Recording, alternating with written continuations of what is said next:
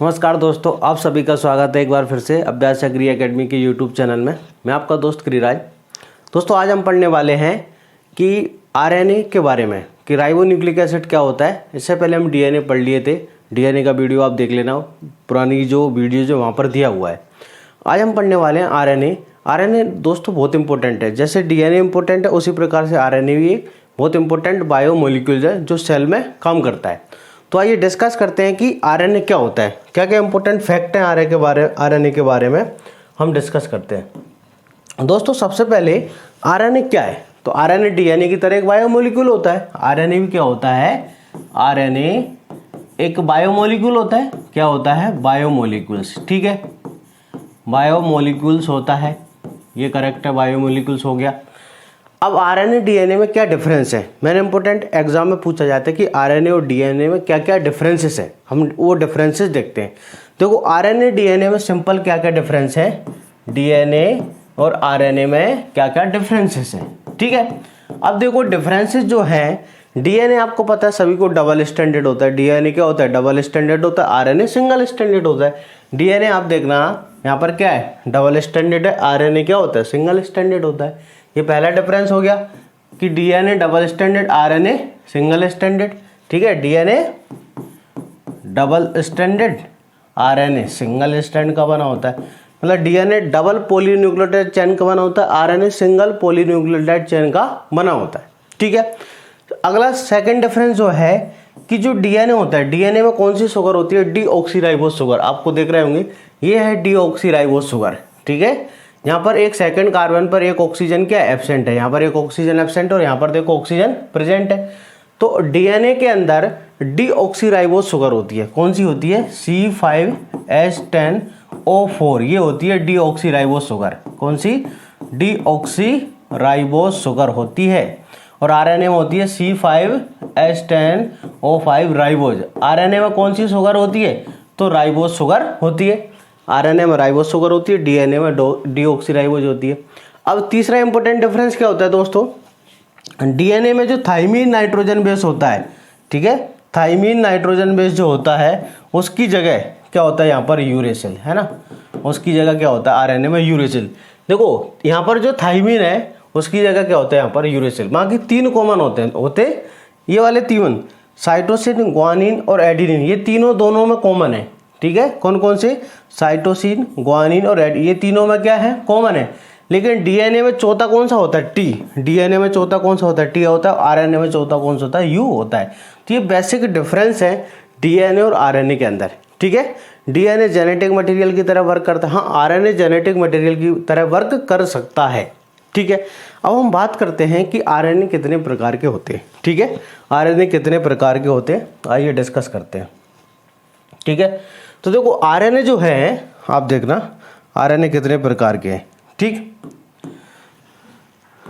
RNA generally दो प्रकार के माने। कौन कौन से आरएनए? एक होता है जेनेटिक आरएनए, एक होता है जेनेटिक आरएनए और एक होता है नॉन जेनेटिक आरएनए। ठीक है, कितने प्रकार के? दो प्रकार के, genetic and non genetic RNA. ठीक है, दो प्रकार का आरएनए होता है, genetic and non genetic RNA. Genetic RNA का मतलब क्या होता है? जेनेटिक आरएनए का मतलब होता है कि जब आरएनए जो जेनेटिक इन्फॉर्मेशन उसको ट्रांसमिशन का काम करता है। जब डीएनए, देखो जनरली ये काम कौन करता है? डीएनए। जनरली ये काम कौन करता है? डीएनए करता है कि एक जनरेशन से दूसरी जनरेशन में जेनेटिक इन्फॉर्मेशन को ट्रांसफर करे। बट अगर ये काम कौन करे? आरएनए। बट अगर ये काम आरएनए करने लगे तो उसको क्या बोलेंगे? हाँ, करता है। कब करता है? जब डीएनए एब्सेंट होता है। तो कुछ वायरसेस का जेनेटिक मटेरियल आरएनए होता है, कुछ वायरसेस का जेनेटिक मटेरियल क्या होता है? आरएनए होता है। जैसे टीएमवी वायरस है ना, तो ऐसे टीएमवी वायरस है, एचआईवी वायरस है ना, ये कुछ एग्जाम्पल है कि इनका जेनेटिक मटेरियल क्या होता है? आरएनए होता है। इनका जेनेटिक मटेरियल क्या होता है? आरएनए होता है। जब आरएनए जेनेटिक मटेरियल होता है तो वही इन्फॉर्मेशन को ट्रांसमिट करने का काम करता है नेक्स्ट जनरेशन में, तो उसको क्या बोलते हैं हम? Genetic RNA. और जो नॉर्मल होते हैं नॉन जेनेटिक आरएनए में, कि जो जेनेटिक इन्फॉर्मेशन का ट्रांसफर नहीं करता है ना। नॉन जेनेटिक का मतलब क्या होगा? जो जेनेटिक इन्फॉर्मेशन का ट्रांसमिशन नहीं करता है, उसे क्या बोलेंगे? Non genetic RNA. ठीक है, जनरल ये तीन प्रकार के होते हैं, आरआरएनए, ठीक है, आरआरएनए, टीआरएनए और एमआरएनए, ये 3 प्रकार के होते हैं नॉन जेनेटिक आरएनए। कितने प्रकार के होते हैं? 3 प्रकार के होते हैं, आरआरएनए, टीआरएनए और एमआरएनए। ठीक है, नॉन, क्योंकि ये कभी भी जेनेटिक इन्फॉर्मेशन का ट्रांसफर नेक्स्ट जनरेशन में ट्रांसफर नहीं करते हैं। 3 प्रकार के आरएनए, टीआरएनए, एमआरएनए होता है। अब हम बात करते हैं सबसे पहले नंबर का, है ना। सबसे पहले नंबर का कौन सा पढ़ने वाले हैं हम? सबसे पहले नंबर का आरआरएनए के बारे में डिस्कस करने वाले हैं। ठीक है, कि आरआरएनए क्या होता है। ठीक है, तो हमारा पहला है आरआरएनए।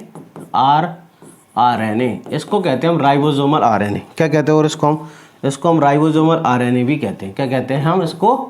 Ribosomal RNA. ठीक है, राइबोसोमल आरएनए। अब ये आरआरएनए या राइबोसोमल आरएनए क्या होता है? ठीक है, देखो राइबोसोमल आरएनए, आरआरएनए, ये टोटल आरएनए का कितना परसेंट होता है? 80% होता है। ठीक है, कितना होता है? जितना भी सेल के अंदर आरएनए होता है उसका टोटल 80% कौन सा होता है? आरआरएनए। 80% of total RNA. ठीक है, 80% ऑफ टोटल आरएनए। कुल आरएनए का कितना होता है? 80% होता है। ठीक है, अगला पॉइंट। अब ये जो आरआरएनए है, राइबोसोमल आरएनए, ये कहाँ होता है? Ribosomal RNA present on ribosomes and produce in the nucleus. ये बनता कहाँ है? तो बनता है न्यूक्लियोलस के अंदर। होता कहाँ पर है? राइबोसोम। ठीक है, साइटोप्लाज्म में जो राइबोसोम होता है वहाँ पर ये प्रेजेंट होता है। और आ रहा समझ में? और बनता कहाँ पर? प्रोड्यूस कहाँ होता है? न्यूक्लियोलस के अंदर। ठीक है, कहाँ पर? प्रेजेंट इन राइबोसोम के अंदर तो ये प्रेजेंट होता है ना, राइबोसोम। ठीक है, एंड प्रोड्यूस कहाँ पर होता है? ये होता है, बनता कहाँ पर है? ये बनता है कहाँ पर? ये बनता है केंद्रिका। हिंदी में अगर बोले हैं तो हम केंद्रिका न्यूक्लियोलस, है ना। हिंदी में अगर बोले हैं तो हम कहाँ पर बनता है? केंद्रिका में बनता है। ठीक है, होता कहाँ पर है? राइबोसोम के अंदर। और बनता कहाँ पर है? न्यूक्लियोलस या केंद्र के अंदर। It is the most stable, it is the most stable RNA. ठीक है, सबसे ज़्यादा स्टेबल आरएनए होता है, मोस्ट स्टेबल आरएनए, सबसे ज़्यादा स्थायी होता है ना। अपन हिंदी इंग्लिश दोनों में पढ़ेंगे, सबसे ज़्यादा स्थायी आरएनए होता है। ठीक है, अब हम देखते हैं कि जो राइबोसोम होता है, ध्यान से सुनना, राइबोसोम, ठीक है, 2 प्रकार का होता है, 80S और 70S। ठीक है, इस प्रकार से राइबोसोम की यूनिट होती है, एक लार्ज सब यूनिट होती है और एक स्मॉल सब यूनिट होती है। ठीक है ना, तो हम देखते हैं। ठीक है, इसको बाद में देखेंगे अपन।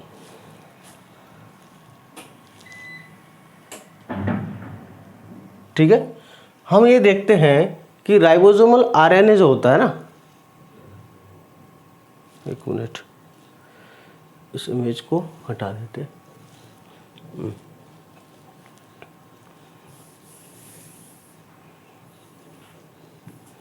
अब ये देखिए आप कि राइबोसोम जो है कितने प्रकार का होता है? राइबोसोम, है ना, राइबोसोम।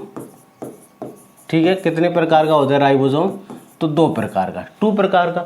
एक होता है यूकैरियोटिक। ठीक है, यूकैरियोटिक सेल में प्रेजेंट होने वाला कौन सा? ATS, eukaryotic.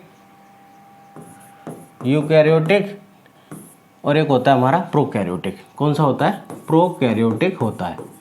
ठीक है, प्रोकैरियोटिक होता है। यूकैरियोटिक कौन सा होता है? 80S ribosome. और ये कौन सा होता है? 70S। ठीक है, यूकैरियोटिक राइबोसोम कौन सा होता है? 80S होता है। प्रोकैरियोटिक कौन सा होता है? 70S होता है। ठीक है, ये 80S जो आरएनए होता है, 80S राइबोसोम जो होता है, इसकी 2 सब यूनिट होती है ना। इसकी कितनी सब यूनिट होती है? 2। कौन कौन सी होती है?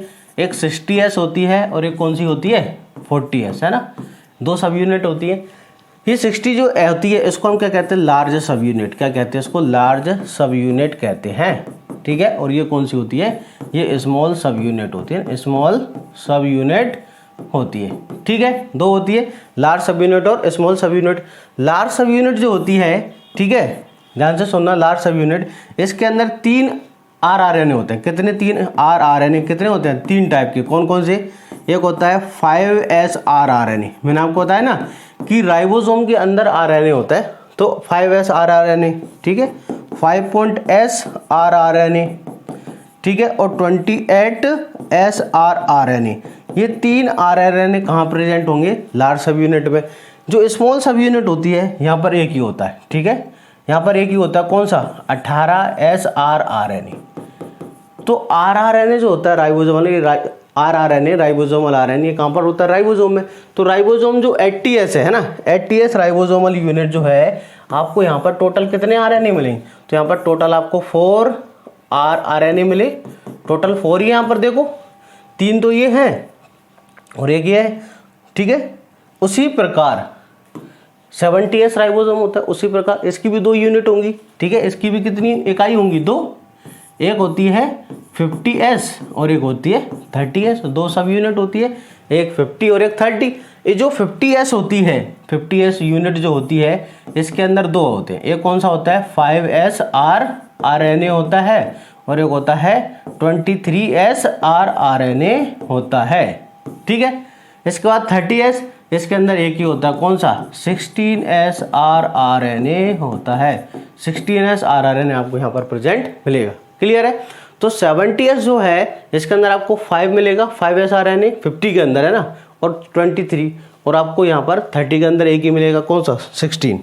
अब ये याद रखना कि 70 के अंदर टोटल rRNA है कितनी, तो यहाँ पर टोटल rRNA है कितनी 3, 70 के अंदर टोटल 3 rRNA होते हैं, और इसके अंदर कितने होते हैं, तो इसके अंदर कितने होते हैं देखो 4 होते हैं, ठीक है। अब rRNA का फंक्शन क्या है, ठीक है। rRNA क्या करता है कि जब प्रोटीन सिंथेसिस होती है, जब प्रोटीन सिंथेसिस होता है, ठीक है, इधर देखिए आप, जब प्रोटीन सिंथेसिस होता है, ठीक है ना, इसको अपन थोड़ा रब कर देते हैं। जब प्रोटीन सिंथेसिस होता है तब क्या होता है कि जो हमारा प्रोटीन सिंथेसिस का होता है राइबोसोम के ऊपर, प्रोटीन सिंथेसिस का होता है साइटोप्लाज्म राइबोसोम के ऊपर होता है, ठीक है। तो प्रोटीन सिंथेसिस के समय जब टीआरएनए और एमआरएनए आता है साइटोप्लाज्म में, टीआरएनए एमआरएनए राइबोसोम के ऊपर आता है, तो उनको जुड़ने के लिए अटैचमेंट साइट देने का काम करता है। क्या करता है कि ड्यूरिंग प्रोटीन सिंथेसिस, ठीक है, ड्यूरिंग प्रोटीन सिंथेसिस, ठीक है, प्रोटीन सिंथेसिस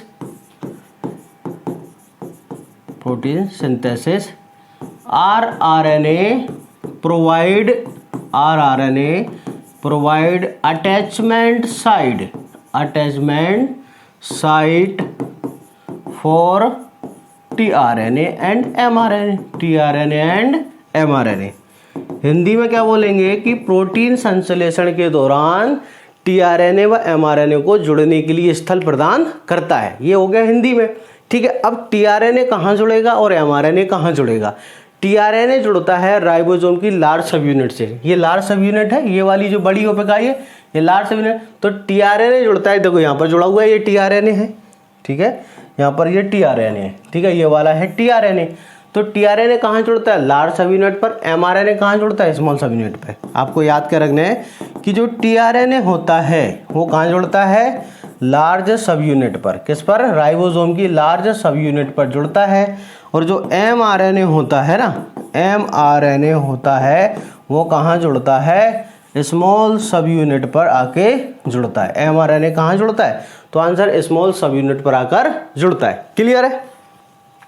तो ये फंक्शन हो गया किसका आरआरएनए का, कि आरआरएनए क्या करता है प्रोटीन सिंथेसिस के टाइम पर दोनों को अटैचमेंट साइट देता है। टीआरएनए कहाँ जुड़ता है लार्ज सब यूनिट से, और आरएनए कहाँ जुड़ता है, आरएनए जुड़ता है स्मॉल। आपको याद रखना है यहाँ पर एमआरएनए है, देखो ये लिखा है ये एमआरएनए ही है, यहाँ पर ये वाला जो ये एमआरएनए है, और ऊपर क्या है टीआरएनए, यहाँ पर है टीआरएनए ये।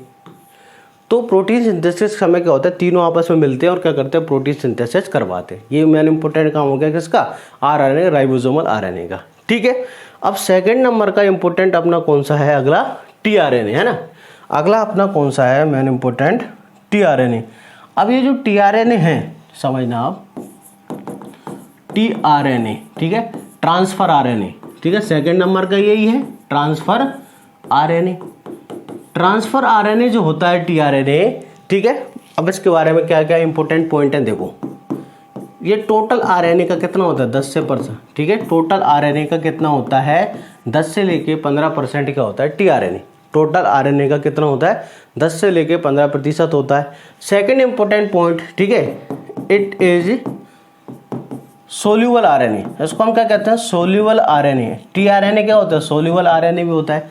इट इज स्मॉलेस्ट आरएनए, सबसे छोटा होता है, इट इज सबसे छोटा होता है कौन सा, टीआरएनए, स्मॉलेस्ट आरएनए भी होता है, सबसे छोटा होता है, ठीक है। इसको हम अडेप्टर आरएनए कहते हैं। It is also known as, it is also known as, कैसा होता है, अडेप्टर आरएनए, कैसा होता है, अडेप्टर आरएनए, ठीक है। इसको हम अडेप्टर आरएनए भी कहते हैं। क्या कहते हैं हिंदी में, चालक। इसको हम चालक आरएनए भी कहते हैं। हिंदी में अगर पूछा जाए तो आपसे चालक आरएनए भी बोला जाता है, ठीक है। ये 10 से लेके 15% होता है, ये सबसे छोटा होता है, स्मॉलेस्ट होता है, सोल्यूबल होता है, इसको हम अडेप्टर आरएनए भी कहते हैं। ये इंपॉर्टेंट पॉइंट है किसके बारे में, टीआरएनए के बारे में, ट्रांसफर आरएनए के बारे में। देखो टीआरएनए जो होता है सिंगल स्टैंडर्ड होता है, टीआरएनए क्या होता है, सिंगल स्टैंडर्ड होता है। लेकिन जब इसका हम स्ट्रक्चर देखते हैं, स्ट्रक्चर, तो आप 2D और 3D में याद रखना ना।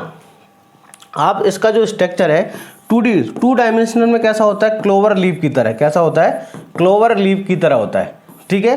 टीआरएनए का जो डायग्राम होता है 2D में कैसा दिखता है, क्लोवर लीफ की तरह। और 3D में आपको कैसा दिखता है, ये एल शेप्ड, 3D में कैसा दिखता है, एल शेप्ड। ये एग्जाम में पूछा जाता है टीआरएनए का स्ट्रक्चर 2D में कैसा होता है, तो टीआरएनए का स्ट्रक्चर 2D में क्या होता है, क्लोवर लीफ की तरह होता है, 3D में कैसा होता है, एल शेप्ड की तरह होता है। क्लियर, आगे बात करते हैं हम।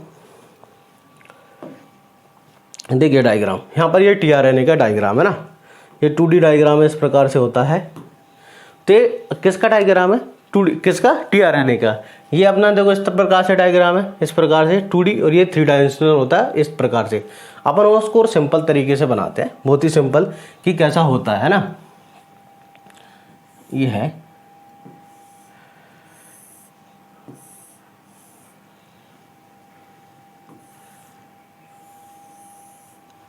बहुत ही सिंपल है डायग्राम, इस प्रकार से अपने को डायग्राम बनाना। ये 5th एंड होता है, यहाँ पर होता है जी, ठीक है। क्या, ये CC, 3rd एंड होता है CCA, ठीक है। ये होता है यहाँ पर इंपॉर्टेंट एंटी कोडोन लूप, है ना, एंटी कोडोन लूप, ठीक है। ये होता है हमारा टी साई सी लूप, है ना, टी साई सी लूप होता है। ये हमारा होता है DHU लूप, है ना, क्या होता है, DHU लूप होता है, DHU लूप होता है ना, DHU लूप, दोबारा लिख लेते हैं, DHU लूप होता है ये वाला, ठीक है। इस प्रकार से एक एक्स्ट्रा आर्म होती है, यहाँ पर क्या होती है, एक्स्ट्रा आर्म, ठीक है। यहाँ पर इस प्रकार से क्या होती है, एक एक्स्ट्रा आर्म निकली होती है, ये है एक्स्ट्रा आर्म, ठीक है, एक्स्ट्रा आर्म इसे कहते हैं। अब यह है सिंपल, इस प्रकार से। अगर आप इसको देखो, टीआरएनए को देखोगे स्ट्रक्चर को, तो टीआरएनए का स्ट्रक्चर क्या होता है, सिंगल, ये 5th एंड 8th, अगर इसको पकड़ के खींच दिया तो एक लंबा धागा जैसा हो जाएगा, लंबी रस्सी जैसा हो जाएगा। तो टीआरएनए जो होता है सिंगल स्टैंडर्ड होता है, ठीक है। लेकिन क्या होता है कि इसको फोल्डेड हो जाता है, जिससे क्या होता है कॉम्प्लीमेंट्री नाइट्रोजन भी पास पास आ जाते हैं। ये क्या होता है, फोल्ड हो जाता है। जैसे ये फोल्ड होता है, जिसके कॉम्प्लीमेंट्री जो नाइट्रोजन बेस पेयर होते हैं, जो पूरक नाइट्रोजन क्षार होते हैं, उनके बीच में हाइड्रोजन बंध बन जाते हैं और इस तरह से स्ट्रक्चर बन जाता है। आपको याद रखना है कि टीआरएनए जो होता है, ठीक है, 2D में कैसा होता है, ये होता है क्लोवर लीफ की तरह, और 3D में क्या होता है, एल शेप्ड होता है। अब आप देखोगे कि टीआरएनए का जो 3rd एंड होता है, याद रखना, टीआरएनए का जो 3rd एंड होता है, हमको याद रखने के लिए ये वाला ही है ना, इसको कहते हैं हम एक्सेप्टर आर्म। क्या कहते हैं, एक्सेप्टर आर्म। जो 3rd एंड जो होता है, यहाँ पर क्या होता है, 3 न्यूक्लियोटाइड का एक विशेष सीक्वेंस होता है, जिसको हम क्या बोलते हैं, CCA, है ना। और क्या कहते हैं, एक्सेप्टर आर्म या अमीनो एक्सेप्टर आर्म या अमीनो अटैचमेंट साइड, ठीक है। और क्या कह सकते हैं इसको हम, देखो अमीनो एसिड क्या होता है, अमीनो एसिड अटैचमेंट साइड, ठीक है, अमीनो एसिड अटैचमेंट साइड भी इसको हम कहते हैं, ठीक है। क्या होता है कि जब प्रोटीन सिंथेसिस होता है, तो प्रोटीन सिंथेसिस के समय टीआरएनए का काम होता है कि साइटोप्लाज्म से अमीनो एसिड को लेकर आना, ट्रांसफर करना, कहाँ पर, राइबोसोम के ऊपर, साइटोप्लाज्म से नए नए अमीनो एसिड को लेकर आना, कहाँ पर, प्रोटीन जो राइबोसोम है वहाँ पर। तो टीआरएनए से जो अमीनो एसिड आते हैं जुड़कर, तो टीआरएनए से अमीनो एसिड कहाँ जुड़ता है, इस 3rd एंड पर। टीआरएनए के साथ जब अमीनो एसिड जुड़ता है और वो कहाँ से, साइटोप्लाज्म से उठकर कहाँ पर आता है, राइबोसोम के ऊपर आता है। तो किस किस कहाँ पर अटैच होकर आता है, तो यहाँ पर 3rd एंड पर। याद रखना आपको, अमीनो एसिड कहाँ जुड़ता है, अमीनो एसिड जुड़ता है 3rd एंड पर। अमीनो एसिड कहाँ जुड़ता है, इस 3rd एंड के ऊपर अमीनो एसिड जुड़ता है। क्लियर है। तो इसको क्या कहते हैं, अमीनो एक्सेप्टर आर्म कहते हैं। इसका जो एग्जाम में पूछेंगे कि जो फिफ्थ एंड होता है ना, फिफ्थ एंड, वहां पर कौन सा नाइट्रोजन बेस होता है, कि फिफ्थ एंड पर एक इंपोर्टेंट नाइट्रोजन बेस होता है जिसको कौन सा होता है, तो जी ग्वानिन होता है। और थर्ड एंड पर एक विशेष प्रकार का होता है CCA। थर्ड एंड पर क्या होता है कि जो tRNA होता है उसके तीसरा जो सिरा होता है ना, कौन सा, थर्ड एंड जो होता है उस पर क्या होता है, CCA होता है, ठीक है। और फिफ्थ एंड जो होता है, फिफ्थ एंड, उस पर क्या होता है, ग्वानिन है ना, फिफ्थ एंड पर क्या होता है, ग्वानिन होता है, ठीक है। बात समझ में आ गई। अब ये देखो 3 इंपॉर्टेंट लूप्स प्रेजेंट होता है ना, 3 इंपॉर्टेंट लूप्स प्रेजेंट होते हैं किसके अंदर, tRNA में। tRNA में कितने लूप्स, 3 लूप प्रेजेंट होते हैं। देखो ये जो लूप होते हैं ये बनते किसके कारण, इन लूप्स में क्या होता है, कंप्लीमेंट्री नाइट्रोजन बेस पेयरिंग नहीं होती। आप देखना लूप में, अगर आप देखोगे डायग्राम में, तो जो लूप है ना, लूप, यहाँ पर बेसिस नहीं है ना, यहाँ पर देखो हाइड्रोजन बॉन्ड नहीं है, यहाँ पर तो हाइड्रोजन बॉन्ड है लेकिन यहाँ पर हाइड्रोजन बॉन्ड नहीं होते। यहाँ पर क्या होता है, अनयूजुअल नाइट्रोजन बेस होते हैं, मतलब कुछ ऐसे नाइट्रोजन बेस होते हैं जो कोई काम के नहीं होते, जिनके बीच हाइड्रोजन बॉन्ड नहीं बनते हैं, ठीक है। तो जहाँ पर जो लूप होता है वहाँ पर क्या होता है, अनयूजुअल नाइट्रोजन बेस होते हैं। आपको क्या याद रखना है कि जो लूप होते हैं वहाँ पर क्या होते हैं, अनयूजुअल नाइट्रोजन बेस होते हैं ना, जहाँ पर हाइड्रोजन बॉन्ड्स नहीं बनते हैं, ठीक है, जैसे इनोसाइन, डाईहाइड्रोयूरिडेन, ठीक है, इस प्रकार से होते हैं। हमको याद कर रखना है कि tRNA में 3 इंपॉर्टेंट लूप होते हैं जिनका स्पेसिफिक फंक्शन होता है, बहुत ही जरूरी है, इंपॉर्टेंट फंक्शन होता है, ठीक है। पहला कौन सा होता है, T-Sci-C लूप, है ना, ये इंपॉर्टेंट है। T-Sci-C लूप क्या, देखो अभी मैंने आपको थोड़ी देर पहले बताया कि tRNA राइबोसोम की लार्ज सब यूनिट से आके जुड़ता है, ऐसा मैंने आपको बताया, अभी बताया कि नहीं, कि tRNA राइबोसोम की कहाँ जुड़ता है, देखो डायग्राम में मैंने आपको बताया कि tRNA राइबोसोम की लार्ज सब यूनिट से आके जुड़ता है, ठीक है। तो tRNA राइबोसोम की जो लार्ज सब यूनिट को पहचानता है, जिस साइड से आके जुड़ता है, ठीक है, उसको कौन सा, T-Sci-C लूप, ठीक है। बात समझ में आ रही है कि जो T-Sci-C लूप होता है उसका काम क्या है, कि T-Sci-C लूप क्या करेगा, तो लार्जर सब यूनिट को पहचानता है, राइबोसोम की लार्जर सब यूनिट को पहचानने का काम करता है। बात समझ में आई। इसका काम क्या है कि जो लार्जर सब यूनिट है ना, लार्जर सब यूनिट, ठीक है, ऑफ राइबोसोम वहां पर आके जुड़ेगा, इसकी सहायता से आकर ये जुड़ जाता है, लार्जर सब यूनिट की पर आगे इसकी सहायता से जुड़ता है। तो आपको कि किसका काम है इसका, बात समझ में आ रही है। tRNA जो लार्जर सब यूनिट से आके जुड़ता है वो किसकी सहायता से, T-Sci-C लूप जुड़ गया। अब दूसरा इंपॉर्टेंट होता है हमारा एंटीकोडोन लूप, है ना, एंटीकोडोन लूप, और ये होता है रिकॉग्नाइजेशन लूप, है ना, रिकॉग्नाइजेशन लूप भी इसे हम कहते हैं ना, एंटीकोडोन लूप या रिकॉग्नाइजेशन लूप भी इसको हम कहते हैं। ये क्या होता है, एंटीकोडोन या यहाँ पर क्या होता है, 3 नाइट्रोजन बेस का एक स्पेसिफिक सीक्वेंस होता है, ध्यान से सुनना, है ना, 3 नाइट्रोजन बेस का क्या होता है, स्पेसिफिक सीक्वेंस होता है। ये 3 नाइट्रोजन बेस का क्या होता है, एक स्पेसिफिक सीक्वेंस होता है एंटीकोडोन। ये एंटीकोडोन यहाँ पर देखो डायग्राम देखिए आप, अब आपको समझ आएगा डायग्राम में, इधर देखना, ये mRNA यहाँ पर है, mRNA पर क्या होता है, कोडोन, mRNA पर क्या होता है, कोडोन होता है ना, mRNA पर क्या होता है, कोडोन। तो यहाँ पर है कोडोन, mRNA पर होता है कोडोन, और tRNA पर होता है एंटीकोडोन। tRNA पर कहाँ होता है, एंटीकोडोन। तो जो tRNA का एंटीकोडोन है, mRNA के कोडोन के अकॉर्डिंग एंटीकोडोन आगे जुड़ता है, ये दोनों आपस में जुड़ते हैं। तो mRNA का जो कोडोन है वो tRNA के एंटीकोडोन, मतलब कोडोन को एंटीकोडोन पहचानता है। बात समझ में आ रही है, कोडोन को क्या करता है, ये पहचाना जाता है। बात समझ में आ गई। तो tRNA का जो इंपॉर्टेंट स्पेसिफिक लूप होता है वो कौन सा होता है, यही होता है बस, एंटीकोडोन लूप या रिकॉग्नाइजेशन लूप। ये क्या करता है कि mRNA के कोडोन सीक्वेंस को पहचानता है ना, जो mRNA का कोडोन सीक्वेंस है, ठीक है, उसको पहचानेगा, ये दोनों आपस में जुड़ जाएंगे। कोडोन कहाँ पर होता है, mRNA पर, ठीक है, कोडोन कहाँ होता है, mRNA पर होता है। टोटल कितने प्रकार के एंटीकोडोन होते हैं, देखो कोडोन कितने होते हैं, 61 होते हैं, तो एंटीकोडोन भी कितने होंगे, 61, है ना, 61 क्या होते हैं एंटीकोडोन। ये सब क्या होते हैं, एक दूसरे से अलग होते हैं। तो एंटीकोडोन के आधार पर 61 टाइप के tRNA प्रेजेंट होते हैं ना, 61 प्रकार की, क्योंकि हर एंटीकोडोन अलग है तो 61 अलग अलग होंगे, तो 61 प्रकार के क्या होंगे, tRNA होंगे। आ रहा है समझ में। एंटीकोडोन किससे जुड़ता है, mRNA के कोडोन सीक्वेंस से आकर वहां पर जुड़ता है, ठीक है। तीसरा जो लूप होता है, तीसरा लूप वो उसको कहते हैं हम DHU लूप, है ना, DHU लूप। अब ये DHU लूप क्या होता है, डाइहाइड्रोयूरेटिल लूप। इसका काम क्या होता है कि जब प्रोटीन सिंथेसिस होता है, क्या होता है, प्रोटीन सिंथेसिस होता है, तो जो अमीनो एसिड होता है ना साइटोप्लाज्म में इनएक्टिवेट कंडीशन में रहते हैं। ध्यान से सुनना, अमीनो एसिड जो होते हैं, अमीनो एसिड साइटोप्लाज्म, देखो प्रोटीन किससे बनेगी, अमीनो एसिड से। प्रोटीन किससे बनेगी, अमीनो एसिड से, ठीक है। ऐसे सपोज ये सेल है हमारी, ये साइटोप्लाज्म है, यहाँ पर राइबोसोम है, यहाँ पर प्रोटीन सिंथेसिस का फंक्शन चल रहा है, और ये अमीनो एसिड यहाँ पर पड़ा हुआ है, ये अमीनो एसिड यहाँ पर है। अब इस अमीनो एसिड पहले क्या इनएक्टिवेट है, क्या है, इनएक्टिवेट है, ठीक है, इनएक्टिवेट निष्क्रिय अमीनो एसिड है।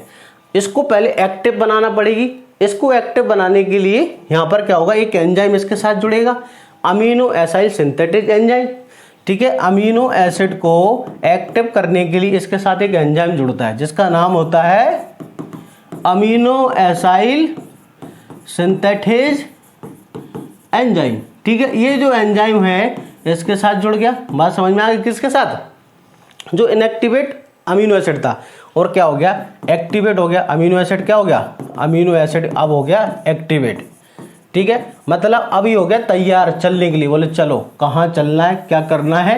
पहले ये निष्क्रिय पड़ा था, उसको जगाया, बोले चल तेरे को प्रोटीन बनानी है। अच्छा पहले प्रोटीन बनानी है तो पहले मेरे को तैयार करो, एनर्जी दो, मेरे को एक्टिव करो। तो ये जो अमीनो एसिड है, जो ये जो एंजाइम है यहाँ का जुड़ेगा, ये क्या हो जाएगा, एक्टिव हो जाएगा। बात समझ में आ गई। अब किस अमीनो एसिड को लेके आना है, बात समझ में आई कि किसी को टोटल नहीं लेके आएंगे। टोटल कितने प्रकार के अमीनो एसिड, 20 है, किसी को तो लेके नहीं आएंगे। तो 20 प्रकार के अमीनो एसिड होते हैं, तो 20 प्रकार के ही एंजाइम होते हैं, याद रखना। 20 प्रकार के अमीनो एसिड है, तो हर अमीनो एसिड के लिए 20 प्रकार के क्या होंगे, एंजाइम्स होंगे। अब कौन सा एंजाइम किस अमीनो एसिड से जुड़ता है, ये डिसाइड करता है टीआरएनए। बात ध्यान से सुनना कि यहाँ पर 20 प्रकार के अमीनो एसिड है, तो 20 प्रकार के क्या होंगे, एंजाइम, ठीक है, 20 प्रकार की अमीनो एसिड। अब कौन सा एंजाइम जो है किस अमीनो एसिड से जुड़ेगा, ये कौन डिसाइड करता है, ये डिसाइड करता है टीआरएनए का DHE लूप। ये जो DHE लूप है, मैंने आपको अभी बताया, ये जो DHE लूप है, इसका काम होता है इस स्पेसिफिक एंजाइम को पहचानना, ठीक है। DHE लूप का काम क्या है कि इसको पहचानना ना, जैसे समझ सकते हो कि एक सैनिक है, ठीक है, ये एक प्रकार का राजा है, ये सैनिक है, तो ये सैनिक को पहचानता है कि किस सैनिक को कहाँ पर भेजना है ना, किस अमीनो एसिड के पास भेजना है। तो ये DHE लूप क्या करता है, इस एंजाइम को पहचानता है, ठीक है। अमीनो एसाइल सिंथेटिक एंजाइम को पहचानने का काम करता है, ठीक है। क्या करता है, अमीनो एसाइल सिंथेटिक एंजाइम को पहचानने का काम किसका है, DHE लूप का।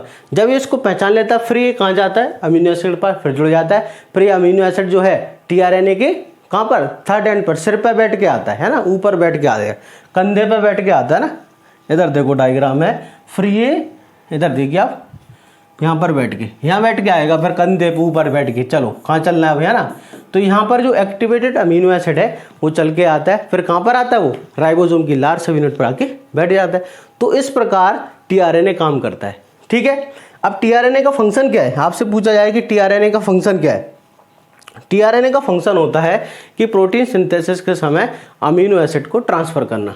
किसको, प्रोटीन सिंथेसिस के समय ना, टीआरएनए का अगर आपसे फंक्शन पूछा जाए तो क्या है, टीआरएनए का फंक्शन होता है ट्रांसफर ऑफ अमीनो एसिड, है ना। क्या होता है, transfer of amino acid during protein synthesis. Protein synthesis के समय क्या करना, अमीनो एसिड का ट्रांसफर करना, क्या कहलाता है, तो टीआरएनए का ये फंक्शन है, ठीक। अब अगला जो अपना एमआरएनए होता है, अगला जो आरएनए है वो कौन सा, एमआरएनए, ठीक है। अगला सिंपल है एमआरएनए। कभी आपसे पूछा जाए कि टीआरएनए कहाँ बनता है, टीआरएनए न्यूक्लियस में बनता है ना, टीआरएनए कहाँ बनता है, न्यूक्लियस के अंदर ही बनता है। एमआरएनए क्या होता है, देखो एमआरएनए 1 से लेके 5% होता है। कितना होता है, 1 से लेके 5% होता है ना, 1 से लेके कितना, 5%, 1 से लेके 5% होता है कुल RNA. It is highly unstable, बनता रहता है टूटता रहता है, बनता रहता है टूटता रहता है लगातार। इट इज हाईली अनस्टेबल, ठीक है, इट इज हाईली अनस्टेबल, ठीक है, अनस्टेबल होता है। और क्या, अब ध्यान से सुनना, डीएनए से आरएनए का बनना है, डीएनए से एमआरएनए का बनने को हम क्या कहते हैं, ट्रांसक्रिप्शन कहते हैं। किसको, डीएनए से किसका बनना, तो आंसर है एमआरएनए को बनने को क्या कहते हैं हम, ट्रांसक्रिप्शन कहते हैं। क्या कहते हैं हम? ट्रांसक्रिप्शन कहते हैं। क्लियर है? डीएनए से एमआरएनए के बनने को ही प्रोसेस को क्या बोला जाता है? ट्रांसक्रिप्शन कहते हैं। तो ये प्रोसेस जो चलती है, ये चलती है न्यूक्लियस में। कहाँ पर चलती है? ये प्रोसेस चलती है केंद्र के अंदर, न्यूक्लियस के अंदर चलती है। क्लियर है? कहाँ पर चलती है? केंद्र के अंदर चलती है। तो एमआरएनए जो है 1 से लेके 5% आ रहा है समझ, ठीक है, अनस्टेबल होता है और ये बनता रहता है, टूटता रहता है। इसका जो फॉर्मेशन होता है कहाँ पर होता है? न्यूक्लियस में होता है, केंद्रक में होता है, with the help of DNA. DNA से एमआरएनए बनना क्या कहलाता है? न्यूक्लियस कहलाता है। आई होप आपको सारी चीज़ें क्लियर होंगी। हम नेक्स्ट क्लास में पढ़ेंगे रेप्लिकेशन क्या होता है, ट्रांसक्रिप्शन क्या होता है, ट्रांसलेशन क्या होता है। आई होप आपको बहुत अच्छे से समझ आया होगा। अभ्यास एग्री एकेडमी की यूट्यूब चैनल को लाइक करें, शेयर करें, सब्सक्राइब करें, अपने दोस्तों को बताएं। थैंक यू, धन्यवाद।